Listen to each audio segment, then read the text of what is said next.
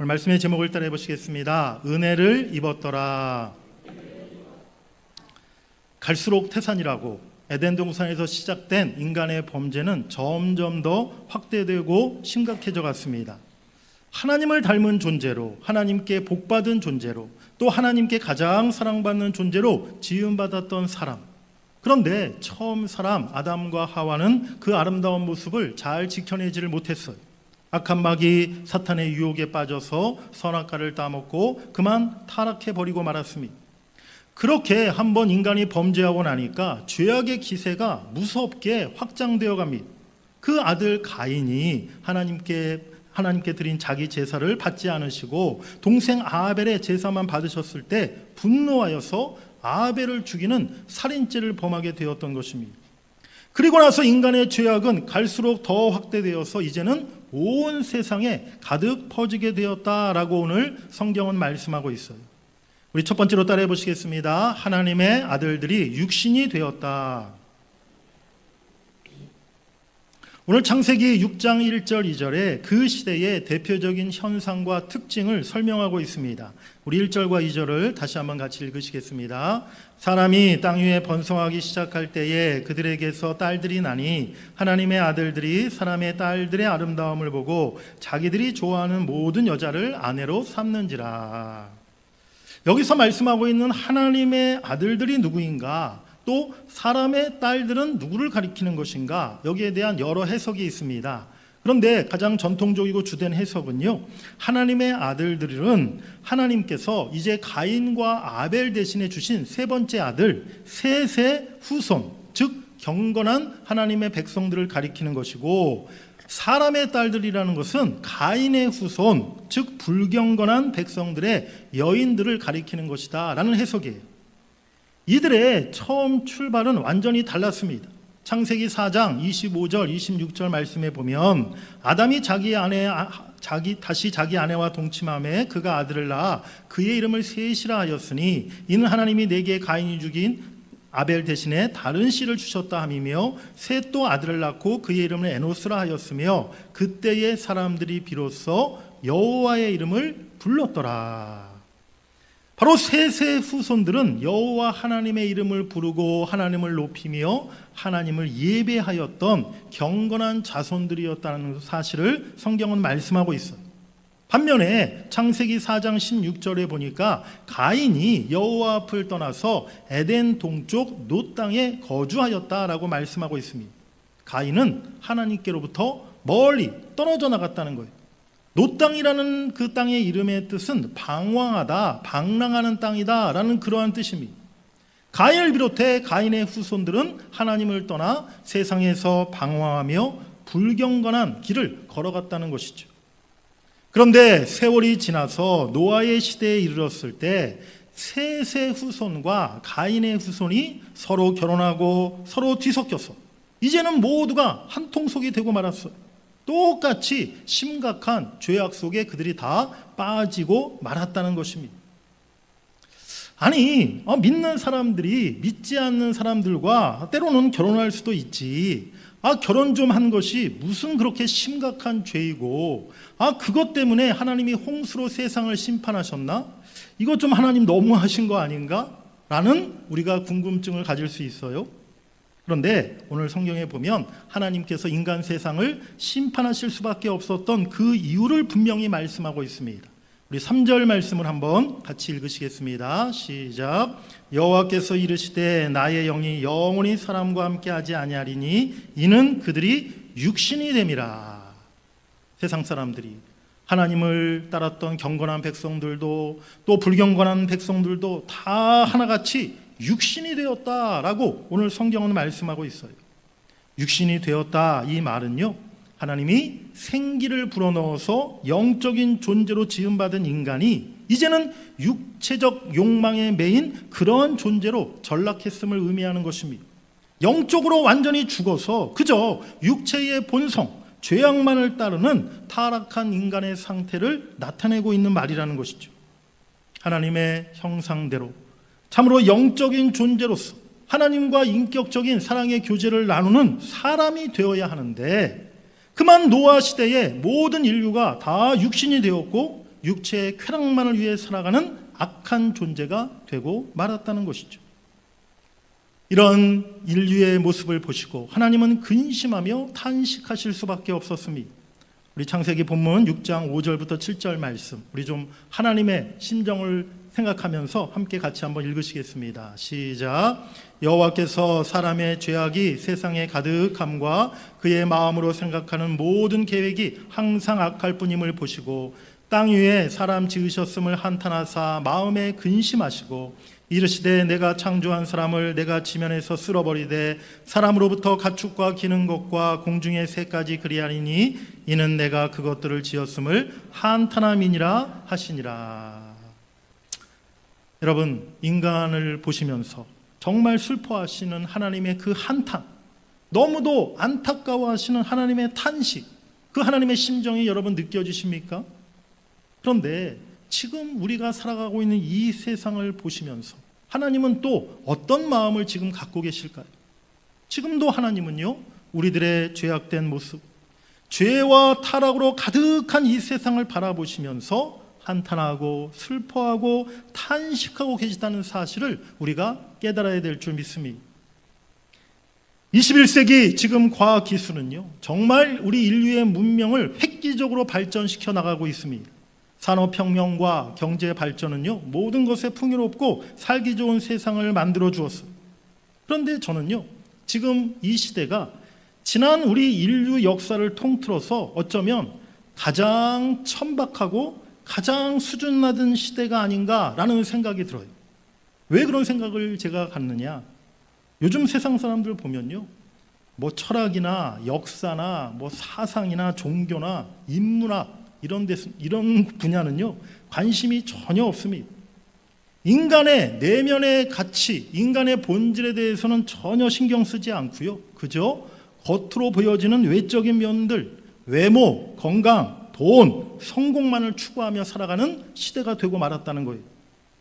인생에 대한 어떤 깊은 고민과 성찰 같은 것이 없습니다. 영혼의 상태, 내 영혼이 지금 어떤가 전혀 생각하지 않습니다. 그저 당장 자극적이고 육신의 만족을 채워주는 그것들만 쫓아 살아가고 있다는 것이죠. 제가 가끔 온라인 이렇게 기독교 서점이 아니라 온라인 일반 그 서점에 들어가서 뭐 꼭 신앙 서적만이 아니라 요즘에 좀 좋은 책들이 뭐가 있는가 이런 것들을 제가 살펴보고 또 책을 구입하고 그렇게 하는데요. 요즘에 온라인 그 서점에 들어가 보면 베스트셀러가 이제 쭉 항상 나오는데요. 그 목록을 보면 무슨 책들이 있냐면요, 한결같이 뭐 부자 되는 법, 성공하는 법, 주식, 요즘은 또 주식이 또 이렇게 막 오르다 보니까 주식 투자 비결 관련된 책들, 뭐 건강과 다이어트 정보, 그런 책들이 베스트셀러 거의 7, 80%를 차지하고 있다는 거예요. TV를 켜면 뭐 유튜브에 들어가 보면요, 수는 뭐 먹방 방송, 맛집 소개하는 거, 여행하는 거 방송, 몸매 자랑하고 남자들 뭐 근육 자랑하는 거, 그런 장면들로, 그런 이야기들로 넘쳐나고 있습니다. 오늘 노아 시대에 경건했던 하나님의 사람들과 가인의 후손들이 왜 뒤섞여 버렸을까요? 우리 2절 말씀을, 우리 밑줄 친 부분을 주목해서 한번 다시 읽어보시기 바랍니다. 시작. 하나님의 아들들이 사람의 딸들의 아름다움을 보고 자기들이 좋아하는 모든 여자를 아내로 삼는지라. 보고 좋아하는 삼는지라. 그저 육신의 눈에 보이는 것대로만 쫓아갔고요, 자기들 마음대로 좋아하는 대로 결정했고요, 결국 불경건한 여인들을 아내로 취하게 되었다는 거예요.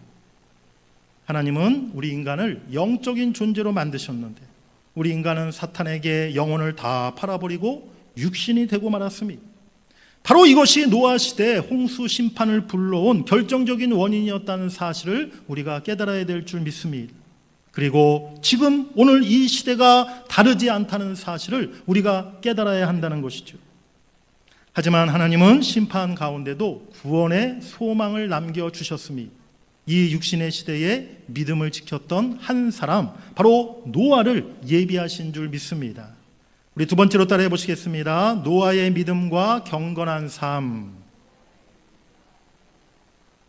오늘 읽지 않았지만 이어지는 본문 창세기 6장 9절에 보면 노아의 믿음과 그의 경건한 삶을 한 절로 잘 말씀해 주고 있어요. 우리 9절 말씀을 같이 한번 읽으시겠습니다. 이것이 노아의 족본이라. 노아는 의인이요 당대의 완전한 자라. 그는 하나님과 동행하였으며. 아멘. 노아는 먼저 의로운 사람이다 라고 말씀하고 있습니다. 여기서 의인, 의로운에 해당하는 히브리어 단어는 형용사 체다카라는 단어인데요, 이 단어는 기본적으로 올바르다, 정직하다라는 뜻을 갖고 있어요. 구약 성경에서 이 단어는 주로 관계적인 차원에서 사용되었는데요, 즉 하나님과의 관계, 또 사람과 이웃 간의 올바르고 진실한 관계를 가리키는 그러한 단어로 사용되었습니다. 노아가 늘 하나님과의 관계 속에서 늘 열려있는 관계, 하나님과 친밀하게 소통하는 관계를 맺었던 사람이었고, 또한 선함과 자비로움으로 다른 이들을 대하였던 그런 사람이었음을 나타내고 있는 것이죠. 두 번째로 노아는 완전한 자였다라고 오늘 성경은 말씀합니다. 완전한 자라 히브리어로 타밈이라는 형용사가 사용되었는데요, 순전하다, 온전하다, 그렇게 성경에 번역되어 있기도 합니다. 성경에서 하나님 앞에서 믿음으로 신실하게 살았던 그런 사람들의 신앙과 삶을 묘사할 때 이 타밈, 이 단어를 사용해요.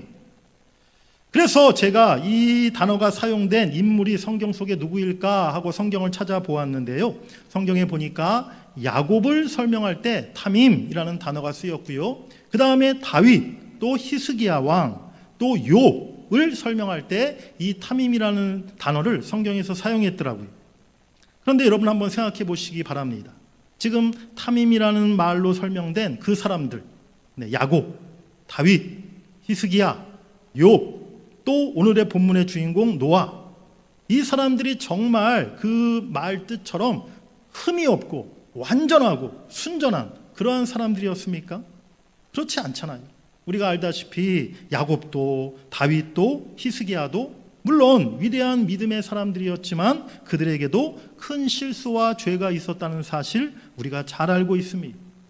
욥도 정말 고난 중에 잘 인내하고 하나님을 원망하지 않았던 사람이었지만 세 친구들과 논쟁 끝에 결국 하나님 앞에 따져 물으면서 하나님을 원망했던 적이 있었어요. 노아도 마찬가지입니다.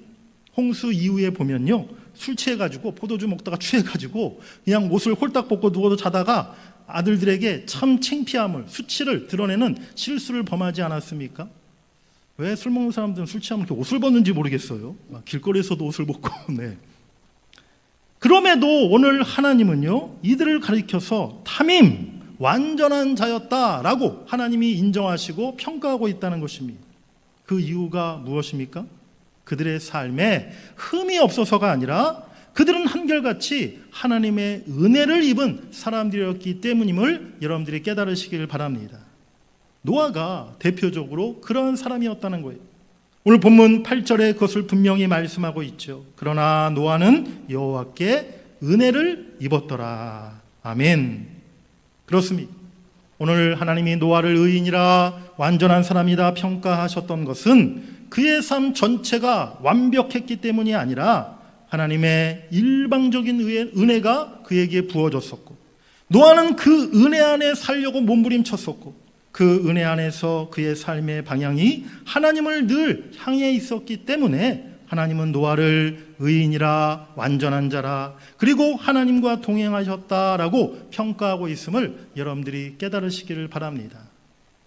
사랑하는 여러분, 죄로 가득한 이 세상, 이 시대를 살아가면서 나도 어쩔 수 없다, 우리가 그렇게 생각해서는 안 될 줄 믿습니다. 우리가 이 시대의 노아가 되어야 합니다. 우리 가정이 이 시대에 노아의 가정과 같이 되어야 될 줄 믿습니다. 하나님의 은혜를 늘 구하며 그 하나님의 은혜를 힘입어서 이 시대를 따라가는 것이 아니라, 이 우리의 삶의 방향이 그저 세상에 꽂혀 있는 것이 아니라 하나님을 향하고 그를 통해서 하나님과 동행하는 삶을 살아가는 여러분들과 우리 자녀들이 다 될 수 있기를 주의 이름으로 간절히 축복합니다. 그런데 노아의 믿음과 그의 삶을 오늘 성경 창세기 6장 9절 이 한 절만 가지고 그렇게 설명하기는 너무나 부족합니다. 노아의 신앙과 노아의 삶을 더 잘 이해하기 위해서 다른 성경 본문의 증언을 우리가 좀 살펴볼 필요가 있는데요. 먼저 노아의 시대가 어떤 시대였는가 우리가 더 구체적으로 분명히 알 필요가 있습니다. 우리 세 번째로 따라해 보시겠습니다. 부패하고 포악한 세상 속에서. 오늘 창세기 6장 11절 말씀에 보면 그때에 온 땅이 하나님 앞에 부패하여 포악함이 땅에 가득한지라 라고 말씀합니다. 노아 시대 대표적인 그 현상, 그 죄악의 양상을 딱 잘라 두 가지로 오늘 성경은 요약하고 있는데요. 바로 부패와 포악함. 포악함이라는 것은 폭력적이라는 뜻인데요. 바로 그 시대가 부패가 가득하고 폭력과 포악으로 가득한 시대였다는 거예요. 이 두 가지가 12절, 13절에서 다시 한 번 더 반복되고 있습니다. 12절에도 하나님이 보신즉 땅이 부패하였으니 이는 땅에서 모든 혈육 있는 자의 행위가 부패함이었더라. 6장 13절에 하나님이 노아에게 이르시되 모든 혈육 있는 자의 포악함이 땅에 가득함으로 그 끝날이 내 앞에 이르렀으니 내가 그들을 땅과 함께 멸하리라. 부패하다, 히브리어로 샤트라는 단어인데요. 이것은 썩었다는 뜻입니다. 죄악으로 인해 완전히 썩어서 악취가 나는 것을 의미하는 거예요. 포악함, 폭력, 히브리어로 하마스라는 단어인데요. 이것은 삶의 모든 구조와 관계가 폭력으로 망가지고 뒤틀려진 그러한 상태를 의미합니다. 지금 노아의 시대가 돈과 힘과 권력이 부패함으로 폭력적인 모습으로 변질되어서 약한 자들을 지배하고 괴롭히는 세상이었음을 의미하고 있는 것이죠. 그런데 여러분, 신약성경 누가복음 17장에서도 예수님께서 노아의 시대를 설명하고 있는 부분이 있는데요. 누가복음 17장 26절에 보면 주님이 말씀하세요. 노아의 때에 된 것과 같이 인자의 때도 그러하리라. 무슨 말입니까? 노아가 살았던 그 시대와 주님이 이제 다시 오실 그때 세상 사람들의 살아가는 방식이 똑같아질 것이라 라고 주님이 예언의 말씀을 하신 거예요. 그런데 그 방식이 무엇입니까? 누가복음 17장 27절에 보니까 노아가 방주에 들어가던 날까지 사람들이 먹고 마시고 장가들고 시집가더니 홍수가 나서 그들을 다 멸망시켰으며, 그리고 이어서 불심판을 받았던 소돔성의 롯의 때도 예수님이 말씀하시는데요. 누가복음 17장 28절에 또 롯의 때와 같으리니 사람들이 먹고 마시고 사고 팔고 심고 집을 짓더니. 노아의 시대, 그리고 롯의 시대, 그리고 주님이 다시 오실 마지막 때 공통적으로 나타나는 현상이 무엇이냐? 사람들이요, 온통 먹고 마시고 장가가고 시집가고 사고 팔고 집을 짓는데 정신이 팔려 살아간다는 것입니다. 그런데 여러분, 우리가 좀 질문을 할 게 있어요. 먹고 마시는 일이 뭐 잘못된 일입니까? 시집가고 장가가는 일이 뭐 잘못된 일입니까? 사고 팔고 집을 짓는 일, 이것이 무슨 문제입니까? 아니죠. 이 모든 일들은요, 하나님께서 우리에게 주신 선물입니다. 다 우리가 먹고 마시고 시집가고 장가가고 사고 팔고 집을 짓고 그렇게 우리가 살아가는 것이죠. 그런데 문제가 무엇이냐? 이 모든 일들 가운데 부패와 포악함, 폭력이 들어가 버렸다는 거예요. 그래서 탐욕과 방종과 착취와 불평등과 거짓과 불의가 지배하는 세상이 되고 말았다는 것입니다. 사람들이 하나님의 창조의 질서와 다스림을 전혀 따르지 않게 되었다는 것이죠. 어느 정도로 심각한 상태냐? 너무 부패하고 너무 포악해서 하나님께서 세상을 다 쓸어버리고 싶으실 만큼. 사랑하는 여러분, 오늘 예수님이 말씀하신 것처럼 지금 우리가 살아가는 이 세상이 노아의 시대, 롯의 시대처럼 되고 있다는 사실을 우리가 분명히 깨달아야 될 줄 믿습니다. 먹고 마시는 일, 원래 먹고 마시는 것은요, 인간의 생명을 유지하는 아주 기본적인 행위예요. 그런데 오늘날 이 먹고 마시는 게, 음식이 생명을 지키는 수단이 아니라 가진 자와 없는 자를 나누는 그러한 표식이 되고 말았어요. 제가 예전에 부목사 사역하던 교회에서 언제 한번 교회 장로님께서 한 분이 담임 목사님과 모든 교육자들을 초청해서 점심을 대접하시는데 장로님이 무슨 마음이 드셨는지 지금도 잘 모르겠는데 어쨌든 서울의 아주 유명한 호텔, TV에서만 보던 그 호텔, 연예인들이 막 결혼식하는 그런 호텔, 점심 뷔페 식당으로 이렇게 교육자들이 숫자도 많은데 다 초대하셔가지고 점심을 내신 거예요. 언제 저도 그렇지만 자치관 모든 목사님들 전사님들이 언제 그런 데를 한번 가봤겠습니까? 뷔페 식당 호텔 들어가자마자 그냥 눈이 다 비둥그레져가지고 야, 이런 데도 있나? 네, 정말 이 음식을 구경하고 먹어봤더니 음식이 수준이 틀립니다. 네, 여러분들 하여튼 상상 이상입니다. 네, 설명을 제가 다 할 수 없고 음식 하나하나가 다른 어떤 일반 뷔페에서 먹던 그 음식과 완전히 질이 확실히 다르더라고요. 고기도 해산물도 정말 너무 맛있고 너무 하여튼 퀄리티가 높은 그런 음식들이 있더라고요. 한 끼에 얼마인지는 제가 잘 모르겠지만 근데 제가 그때 딱 두 가지 차이를 느꼈어요. 뭐냐면 첫 번째는 음식의 질이 수준이 다르구나. 이 좋은 호텔 뷔페 식당은 그걸 첫 번째 그 차이를 느꼈고 두 번째는 식당에 오는 손님들이 수준이 다르구나. 그 차이를 느꼈어요. 저와 비롯한 우리 목사님 전사님들은 다 잠바 입고 가고 가서 또 음식 먹을 때도 그냥 맛있다고 스테이크만 10접시 갖고 오질 않나, 대게 다리만 그냥 이만큼 수북히 싸갖고 오지를 않나. 참 창피했는데 제가 주위를 한번 이렇게 먹다가 좀 둘러보니까 다른 식당 하시는 분들은 다 점잖게 그냥 이렇게 음식 조금만 한 접시만 가져다가 그렇게 조용히 음식을 대부분 다 그렇게 드시고 계시더라고요. 야, 손님들의 수준이 다르구나. 제가 그날 느꼈던 것은 또 미리 예감했던 것은 나는 평생에 다시는 이런 데 올 수 없을 것이다. 올 기회가 없을 것이다. 그런 생각을 가졌어요. 요즘에 TV에 나오는 유명한 요리사들, 셰프들이 있지 않습니까? 그 사람들이 운영하는 서울에 레스토랑이 있대요. 파인 다이닝 그렇게 부르는 식당들이 있대요. 그런데 그 음식점에 한 끼 식사값이 얼마냐? 제가 한번 알아봤더니 최하 한 30만 원에서부터 좀 비싸면 60만 원, 70만 원 그렇게까지 한다는 거예요. 한 끼에 10인분이 아니라 1인분. 1인분에 70만 원. 별로 안 놀라시네요. 여러분 아십니까?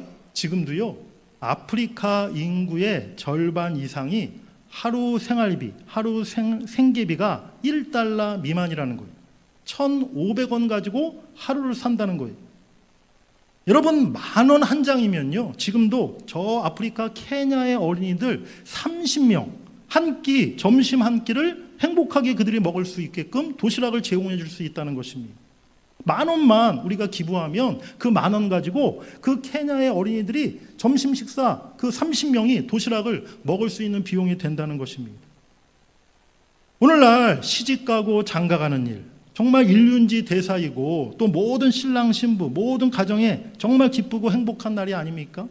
그런데 오늘날 안타깝게도 정말 돈이 없어서, 집이 없어서 결혼을 못하는 청년들이 얼마나 많아요? 돈이 없어서 결혼식을 남들만큼 기쁘고 행복하게 못하는 그러한 서글픈 세상이 지금 되고 말았어요. 먹고 마시고 시집가고 장가가고 사고 파는 모든 일에 오늘날 인간의 부패와 포악함과 인간의 탐욕과 이기심이 들어가서 하나님의 창조 질서가 다 깨어지고 망가져 버리고 있는 것입니다. 미국의 하버드 대학교의 마이클 샌덜 교수님이라는 분이 있는데요. 정의란 무엇인가? 라는 유명한 책을 쓰신 분인데 이분이 얼마 전에 돈으로 살 수 없는 것들이라는 책을 썼습니다. 그 책에서 이런 표현을 이 마이클 샌덜 교수님이 하시더라고요.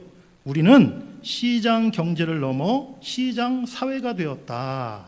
좀 어려운 말인데 무슨 말이냐 쉽게 설명드리면 원래 이 시장이라는 것은 돈으로 살 수 있는 것들만 사고 파는 곳인데 즉 물건, 상품만을 사고 파는 곳이 시장인데 그런데 지금 우리 사회는 사랑이나 우정이나 결혼이나 자녀 교육까지도 다 값으로 매기고 거래하는 시장 사회가 되어버렸다라고 그렇게 이 마이클 샌들 교수님이 이야기를 하더라고요. 그렇습니다. 정말 우리 사회가 지금 그렇게 되었어요. 하나님이 창조하셨던 세상의 모습이 아니라 하나님의 형상대로 지음받은 아름다운 인간의 모습이 아니라 돈과 힘과 권력이 지배하는 세상, 부패하고 탐욕과 포악함이 가득한 인간들의 모습으로 변질돼 버렸습니다. 이런 세상은 하나님께서 홍수로 쓸어버리기를 원하시는 그러한 악한 세상이라는 것이죠. 오늘 이런 세상 가운데 살았던 노아의 삶, 노아의 믿음을 베드로후서 2장 5절에서는 다음과 같이 설명하고 있습니다. 우리 함께 화면을 보면서 함께 읽어보시겠습니다. 시작. 옛 세상을 용서하지 아니하시고 오직 의를 전파하는 노아와 그 7 식구를 보존하시고 경건하지 아니한 자들의 세상에 홍수를 내리셨으며. 아멘. 다른 사람들은 다 눈앞에 먹고 마시고 사고 팔고 집 짓는 일에 정신이 팔려 그저 육신의 삶을 살아가고 있었는데 노아는 그 시대 가운데 의를 전파하는 사람이었다라고 성경은 말씀하고 있습니다. 그리고 한 구절 더 읽어보시겠습니다. 히브리서 11장 7절 말씀 읽습니다. 믿음으로 노아는 아직 보이지 않는 일에 경고하심을 받아 경외함으로 방주를 준비하여 그 집을 구원하였으니 이로 말미암아 세상을 정죄하고 믿음을 따르는 의의 상속자가 되었느니라. 아멘. 노아는 하나님의 그 경고의 말씀을 기억하며 그 말씀을 따라서 아직 눈에 보이지 않는 일, 즉 하나님의 심판과 구원의 날을 바라보면서 그 가치를 붙잡고 평생을 살았다라고 성경은 말씀하고 있는 것입니다. 바로 이것이 노아의 믿음의 핵심이었다는 것이죠. 노아는 하나님의 말씀을 듣고 120년 동안 방주를 지으는 그런 삶을 살았어요. 매일 나무를 자르고 나무를 켜고 못을 박으면서 땀을 흘려가며 노동하며 자신의 하루하루 일상의 삶을 통해서 그는 하나님께 의로움을 인정받았던 것입니다. 그 모든 일상 속에서 그는 하나님이 경고하셨던 심판의 날을 잊지 않았던 것이죠. 오늘 성경은 그것을 눈에 보이지 않는 일이다 라고 이렇게 말씀하고 있습니다. 지극히 평범한 매일의 일상 속에서 눈에 보이지 않는 그 인생의 목적과 방향과 가치를 붙잡고 행하고 끝까지 신실하게 살았던 사람, 바로 그 사람이 노아였음을 여러분들이 꼭 기억하시기를 바랍니다. 죄악으로 가득한 세상, 부패와 포악함으로 탐욕과 폭력으로 깨어지고 망가진 그 세상 속에서 어떻게 오늘 노아가 의롭고 온전하고 하나님 앞에 그렇게 신실한 삶을 살아갈 수 있었을까요? 앞서 말씀드렸던 것과 같이 그가 하나님께 은혜를 입었기 때문이었습니다. 우리 8절 말씀을 다시 한번 우리 크게 한번 읽으시겠습니다. 시작. 그러나 노아는 여호와께 은혜를 입었더라. 아멘.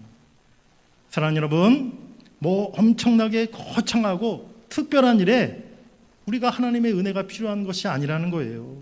오히려 우리의 일상의 삶 가운데 지극히 평범한 매일 반복되는 우리의 일들 가운데 하나님의 은혜가 필요하다는 사실을 여러분들이 기억하시길 바랍니다. 사실 매일 평범한 삶을 우리가 계속해서 반복하다 보면요, 참 지루하기도 하고 따분하기도 하고 또 어떤 때는요, 내가 하는 일이 이게 무슨 의미가 있나, 아무것도 아닌 것처럼 느껴지기도 하고 내 삶에 아무런 열매가 없는 것 같기도 하고 그런 생각이 들 때가 많아요. 바로 그 삶을 매일 반복해서 살아가는 그 자리에 우리 신앙의 용기와 믿음과 하나님의 은혜가 필요함을 여러분들이 깨달으시기를 바랍니다. 저도 이제 목사가 되고 벌써 횟수로 한 25년이 지났어요. 저는 목사가 처음 될 때부터 지금까지 목사가 하는 일 중에 첫 번째는 늘 설교하는 일이 첫 번째다. 하나님 말씀을 준비하고 전하는 일이 가장 중요한 일이다. 저는 늘 그런 생각을 갖고 있거든요. 그래서 지난 이렇게 목사가 되고 나서 늘 제가 설교하는 일, 설교 준비하는 일, 이제는 완전히 이제 몸에 뱄고요. 한 주일의 삶이 그냥 진짜 늘 설교로 시작해서 설교로 끝나는 게 당연하게 그렇게 느껴지죠. 주일날 제가 이렇게 오전 예배 설교하고 또 오후 예배 설교하고 이제 예배 다 마친 다음에 오후 늦게 이제 집으로 돌아가지 않습니까? 그럼 제가 쉬는 시간이 딱 한 어느 정도냐면요, 저녁 식사할 때까지. 네, 그때가 제가 아무 생각 없이 쉬는 시간이에요. 그때는 설교에 대한 생각은 이제 안 하고 그냥 몇 시간 아무 생각 없이 그냥 편안히 쉽니다. 그리고 주일 저녁에 저녁 식사하고 나면요, 그때부터 또 내일 새벽 예배, 또 이번 주 수요 예배, 다음 주일 또 주일 예배, 설교에 대한 또 생각을 또 주일 저녁부터 시작하는 거예요. 그러고 나서 일주일 내내 또 이제 설교 준비하고 말씀 묵상하고 또 주일 또 설교 계속해서 원고 작성하고 또 그것을 또 반복해서 또 읽고 묵상하는 시간을 계속 보내는 것이죠. 어떨 때는요, 목사로서 설교하는 일, 설교 준비하는 일 너무나 당연히 해야 될 일이지만 참 쉽지 않다라는 생각이 들 때도 있어요. 가끔 하나님, 한 달만, 아니 일주일만이라도 좀 설교 없는 세상에서 좀 살고 싶습니다. 그런 마음이 들 때도 있다는 거죠.